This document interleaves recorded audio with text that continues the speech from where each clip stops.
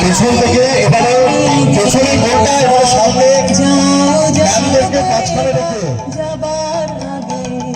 ম্যামদেরকে মাঝখানে রেখে পেছন থেকে সামনে আসতে থাকো গোল করে ম্যামরা মাঝখানে থাকবে। জাগিয়ে দিয়ে রক্তে তোমার চরণ দোলা লাগিয়ে দিয়ে যাবার আগে যাও গো আমায় জাগিয়ে দিয়ে যেমন তারা জাগে আশার গুহার কক্ষে নিঝার ধারা জাগে মেঘের বুকে